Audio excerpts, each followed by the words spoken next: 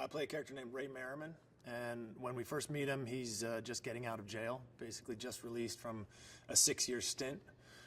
He went to jail for robbing banks, which he got into after he came back from the military, from a deployment, and basically couldn't find the same kind of excitement in his life that he had overseas. And also, couldn't find a good job. And so he ended up going into a life of crime. And one of the jobs had a couple of successful robberies, and then one of the jobs went bad. So he ended up in jail for 6 years.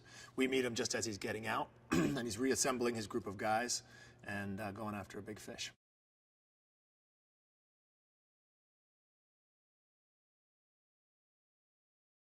There's these places where our worlds collide, and we see each other, and we're aware of each other, and there's almost a relish and an enjoyment in the being around each other.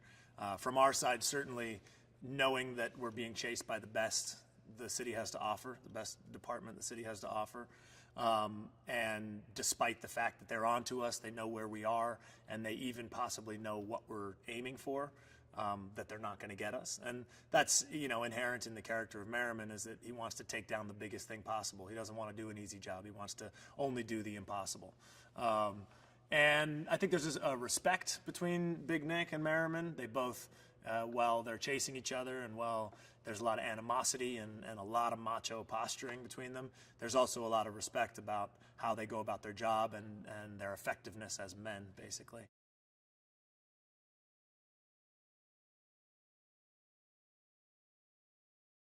They kept us separate from the regulators, but they would then have, and I don't know if this was intentional, but they would bring them to the training ground around the time we were leaving, or vice versa. So we kept having these moments where we'd be passing each other, and so there was a lot of cold stares and a lot of animosity, a lot of jokes being thrown from long distances.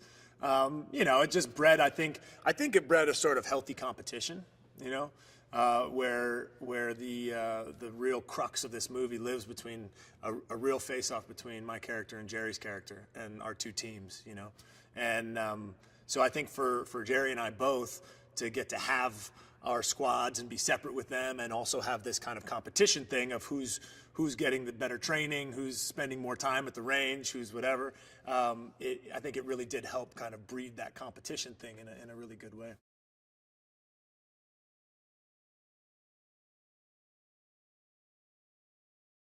So as soon as they see Nick and his team get out of the truck, they realize that it's time for them to react. So they get out, and they've brought their entire arsenal with them just for this occasion in case they had to fight their way out.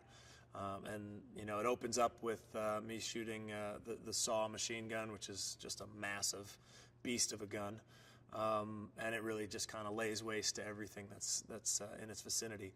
And then from there you see again the military precision as these guys do a center peel down the corridor, and it's just they move with military efficiency from car to car to car, and basically peel off away from the corridor and down the street.